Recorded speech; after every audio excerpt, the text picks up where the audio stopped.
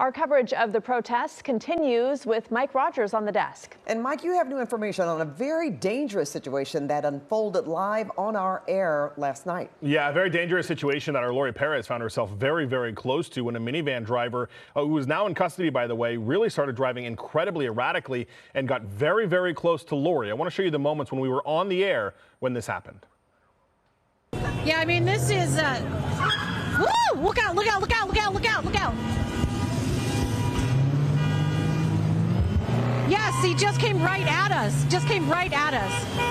So there was that minivan. This is how it started. This minivan, we found him doing donuts in the middle of the street, protesters throwing all kinds of objects at this minivan driver. Then all of a sudden he started throwing things out of the car. And then as he continued to drive, watch this really just wild and unnecessarily erratic moves that he is doing in this car. Then he gets into the area near Union Station, or comes into a pedestrian area here. You can see him kind of threading the needle between the two blockades going through this pedestrian area. He gets out, he starts pushing around a trash can for reasons we don't know why. And then he continues, and right there, look at that. He barely missed clipping a bicyclist, but alerted the bicyclist enough. The bicyclist actually fell. So here we are, first in Savannah. He gets out of the van, goes into this other car. Sheriff's deputies from East LA Station are able to get there and take him into custody. I just got off the phone with the Los Angeles County Sheriff's detective that is handling this case. He says they took that person into custody for assault with a deadly weapon, which would be the vehicle. They also found a gun in the car. The detective tells me that thanks to our coverage, they were able to learn that that suspect was moving between not only the van, but that white car that you saw next to it. And the white car is where I am told they found that gun. Now, because of the gun being found and the fact that he is a previously convicted felon, according to the sheriff's department, they were also able to arrest him on felon in possession of a firearm. He is also now being held on a probation hold. The sheriff's department tells me that they are in the process of potentially trying to seek out more victims of this person. We had seen last night on social media that this was potentially the second night that this person had been doing this. We still have no idea what his potential motivation was to be driving that way.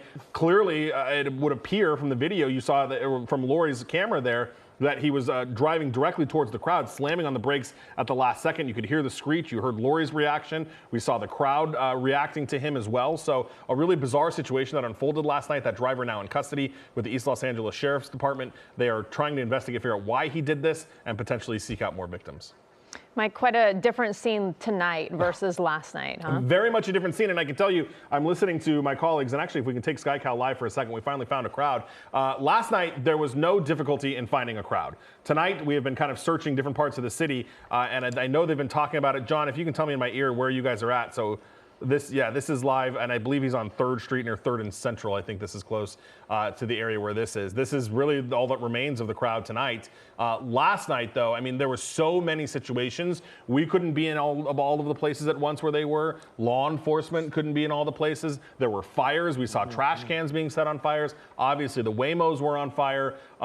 Quite the different situation tonight than from what we saw last night, guys. We saw CHP vehicles on fire. That was, well, at least one in particular, that was pretty incredible. People from the overpass, right? Right, yeah. So the protesters, which was weird, and we asked CHP about this and didn't get a super clear answer as to why, but you saw it today. We saw it on Friday, Pat. Remember, they blocked the on-ramps of the freeway. Yeah. For whatever reason, they didn't do that yesterday. Is that how they got on the freeway? Yeah, because they just walked. Not? Yeah, the on-ramps were open, and they walked down onto the freeway. There was a lot of them, and not only were they on the freeway, but then you had crowds on the overpass and on both sides of the freeway, with the high ground on law enforcement. So then CHP comes in. They move all the protesters off the freeway, and then those protesters that were above them start chipping away at whatever they could find. We had found some social media video Dean did of them using hammers to break away some of the concrete to then throw onto the CHP cars. What you were talking about the CHP car that was set on fire or attempted to, they used what looked like some straw or other type of kindling, mixed it with some cardboard, set it on fire, threw it onto the car, and then somebody poured some liquid on top of that as an accelerant that really set it off. Thankfully, though, CHP had a fire extinguisher that they kind of couldn't get all the way out there because every time they would poke their heads out, somebody would throw concrete at them or rocks. So then they, from where they could, tried to use some, dry chem fire extinguisher, and they were able to put the fire out before the car, became engulfed. Look at all those police cars up, at least it looks like 2 city blocks as far as I can see, and it just keeps going and going and going. It looks to me like almost as many police officers as protesters right now in that area. Yeah, for sure. And this is a mix. Those lights look like CHP for the most part that are down there. And then as we get closer, I think that starts where we get LAP. Yeah, and sheriffs, John's telling me as well. Wow. So you got sheriffs and CHP down there. But there is a lot of law enforcement. They have certainly had the upper hand in the numbers game tonight as compared to last night. And look at that, John, that car, that middle car, that's Ventura County Sheriff. That's up there. I can tell by the markings on the side there. That's not even an LA County Sheriff. That's Ventura County that is now down here. And that goes, Pat, what we were talking about earlier, the mutual aid. Absolutely. You know, they got that in place. Once they assessed what happened last night, we heard from Mayor Bass today and Police Chief Jim McDonnell, and they said they were going to have mutual aid. Governor Newsom said he was calling in other municipalities from all over, actually, to assist. And you talk about a show of force there. I mean, that's talk about your backup, right? Yeah. I mean, I got your back. Yes, they do. First, as far as we can see.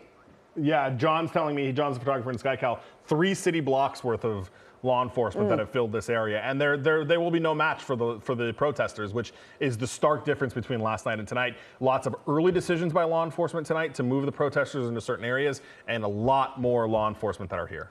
Yeah, I think Mayor Bass said Chief McDonnell said 14 other agencies assisting, and that's who the LAPD usually calls, then the sheriff calls the governor, and the governor calls the National Guard typically. So this is very unusual. Have we seen the National Guard at all today? Not besides the steps of the federal building. I mean, they've not, you know, and that was what the big criticism has been by, you know, Mayor Bass, and especially at the press conference today. You know, at the press conference tonight, she said they're you know, protecting 2 buildings, but they are not in the streets dealing with the protesters. And then, as we've been reporting, and I keep checking our camera over here to see if I see them yet, but there is supposed to be an influx of 700 Marines that are coming in too. And Mayor Bass said to do what? We don't know. And again, we've talked about this earlier. Are they going to just be there to protect the federal buildings? Are they going to go assist on more immigration enforcement? We don't know that. There has been a lot of social media video, though, of them leaving 29 Palms and on the way to LA. You know, I just want to add this, Mike, as we're talking about the show of force with law enforcement, their first premise, they invite peaceful protest. Yes. Let's just say that. They do welcome people practicing their First Amendment rights. What they are not against is what we saw last night, is that the events that you describe, with fires being set, personal property being destroyed, and even the families that were gathered outside the Metropolitan Detention Center today who had loved ones who were taken into detention, they didn't want to see violence either. So there's the big difference there. And just when you were talking about what happened with the CHP, some of those items, if you call them that people had, that's not, you know, you go to protest, you have your sign or what have you, but that sounds like people who, you know, have done other things before, or organized enough to let's take it up, let's ratchet it up a heck of a notch. And what really painted that picture is when I saw a leaf blower last night. Right. And I said, what is the leaf blower for? To blow the tear gas away. And when you think about that, that's when you really get the idea, like, okay, these guys have done this before. They know the tools. That's what the chief said yesterday as well. So this is a different group tonight. This is not a group this is a group that is back to what our elected leaders have asked for, which is calm. You know, there certainly have been pockets of violence or you know, unruliness, but large in a way, the groups tonight have been calm. Okay, Mike, thank you.